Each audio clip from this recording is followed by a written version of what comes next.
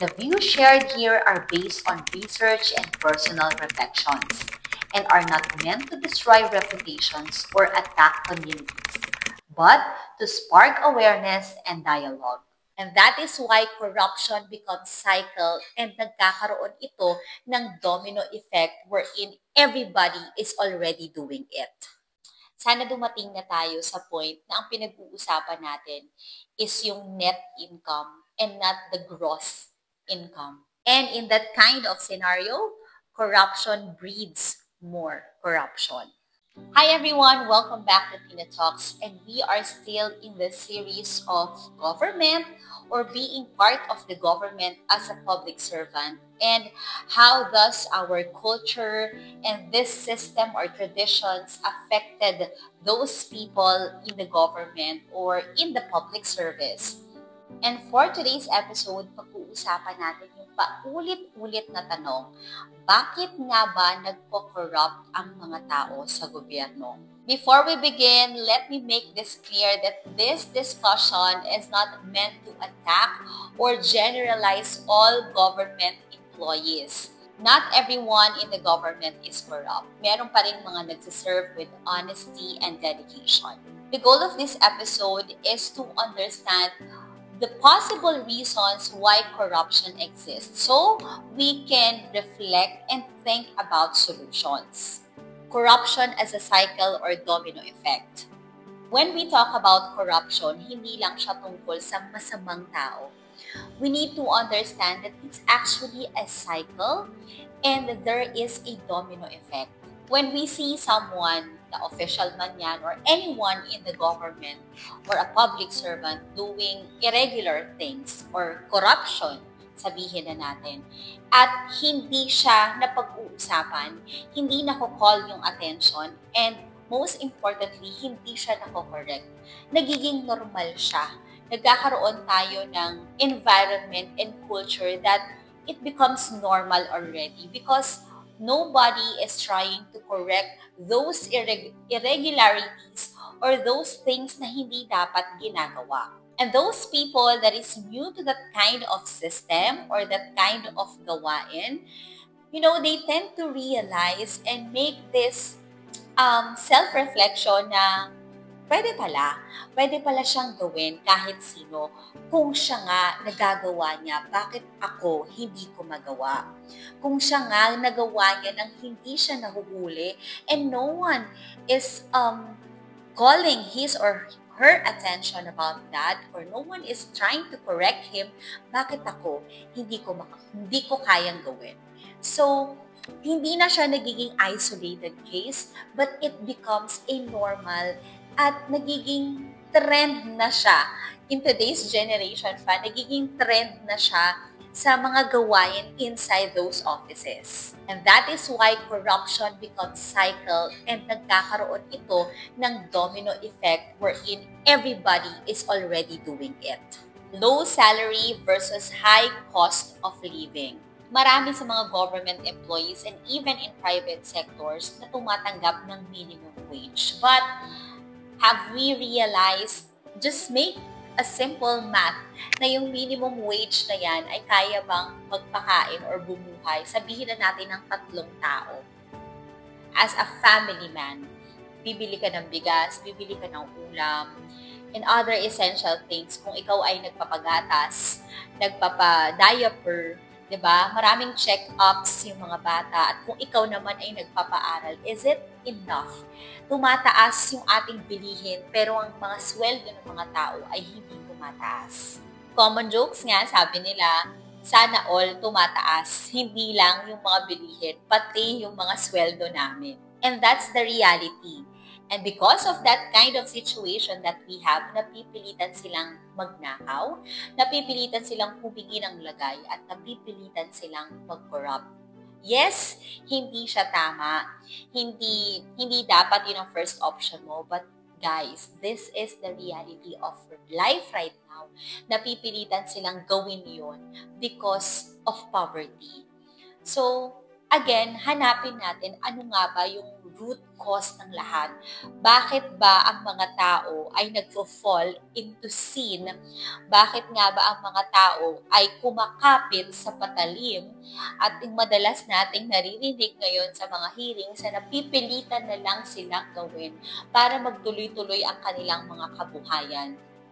Again, I'm not telling that this is the right thing to do, but kung ikaw yung nasa situation nila, mas mauunawaan natin sila. Madaling sabihin sa mga taong maayos yung kanilang pamumuhay, nakakakain sila ng 3 beses sa isang araw, napapag-aral nila yung kanilang mga anak, hindi sila nakaka-experience ng uncomfortable life to the point na kumakain sila ng marumi. Hindi Pag ikaw yung nasa sitwasyon ngayon, gagawin mo ang lahat to be able to provide for your family. At ang masakit doon, kahit mali, lulunukin mong gawin, it's because of this kind of system. Just imagine an employee receiving a minimum wage na sobrang sipag sa trabaho, and sometimes meron pa yan mga ibang pinagdadaanan sa buhay. And sometimes, they go beyond doon pa sa trabaho na ginagawa nila. And yet, ito lang yung matitake home nila. I don't really forget yung sinabi ng one of my bosses na minsan nag-uusap-usap kami. Sabi niya, sana dumating na tayo sa point na ang pinag-uusapan natin is yung net income and not the gross income. Kasi minsan sasabihin natin, ito yung minimum wage natin. Pero alam naman natin na napakarami pang kinakaltas niyan, other benefits, and also including the taxes. And if maglo-loan ka pa, mababawasan pa yan. So yung take home mo talaga for your family is really small and not enough to feed your family and provide a comfortable life. Delay in government payments to businesses. Maraming mga negosyante that they are dealing with government projects and government programs or activities. Maraming mga contractors ang pumapasok sa mga proyekto ng gobyerno. And that is, I do believe, maganda siyang platform or opportunity to have collaboration and to help those private sectors na nasa business or negosyo. However, nowadays, marami tayong naririnig na kailangan po maglagay kay ganito, overpricing yung mga materyales, may mga subcontractor, may mga hindi na-follow kung ano talaga yung nasa kontrata, at the worst thing is ghost projects. It's because those businessmen ay hindi natitreat ng tama in terms, lalo pat higit sa lahat pagdating sa pagbabayad ng service or product na kanilang nirender. I have seen and encountered this kind of transactions in the government. I myself, when I was still working in a private sector, way back pre-pandemic pa, to the point na hindi na talaga nabayaran yung company kung saan ako nagtatrabaho. It's because iba na yung administration na nakaupo. Imagine, nagpatalo lang kami ng 6-digit figures. And we are just small business. We are just small business na hindi biro yung ganong pera na napapatalo namin or nalulugi namin.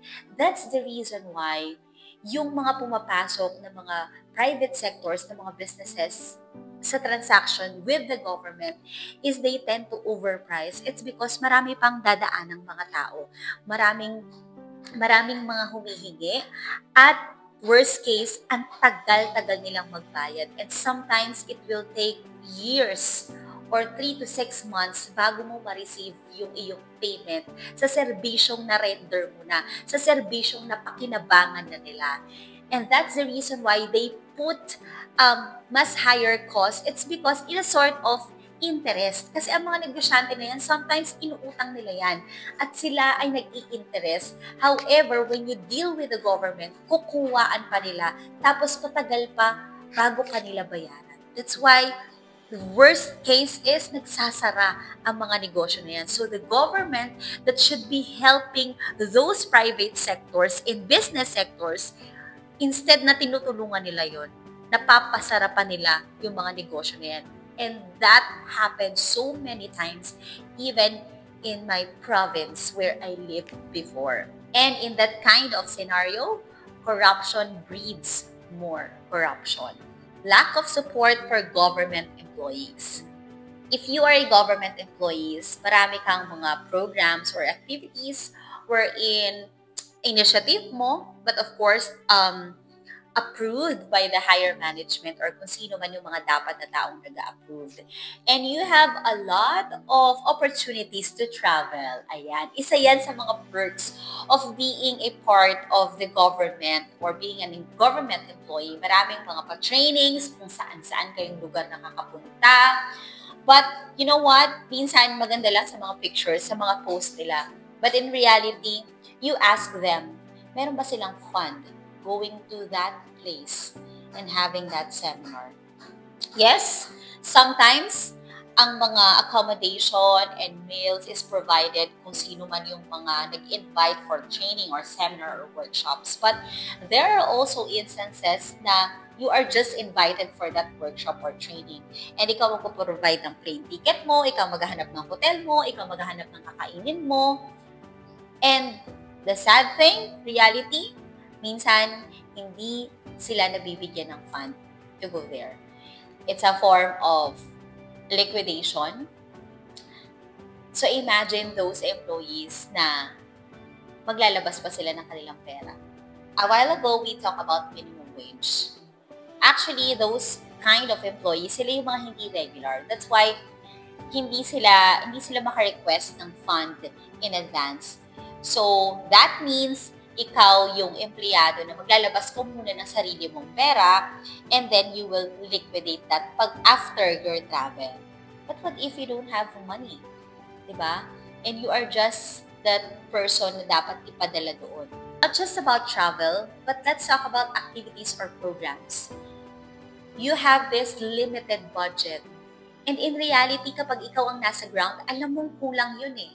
That's the reason why naglalabas pa ng personal money yung mga tao just to be able to provide a decent, at least, a decent activity or program.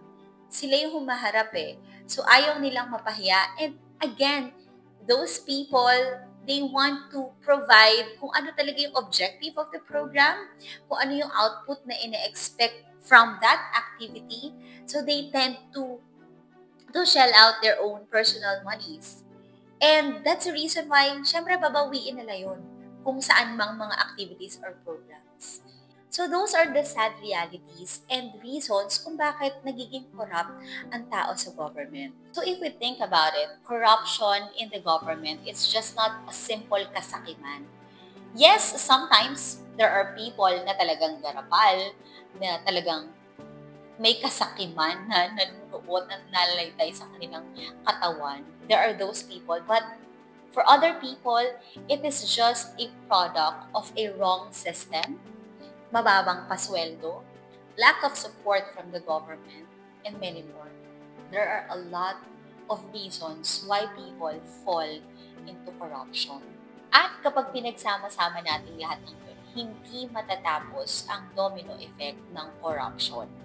It is important that we understand that corruption is not just about pointing fingers to other people na siya talaga ang mastermind, siya ang nakakaalam, siya ang tumanggap ng pera, siya ang pumirma. It's not just about that.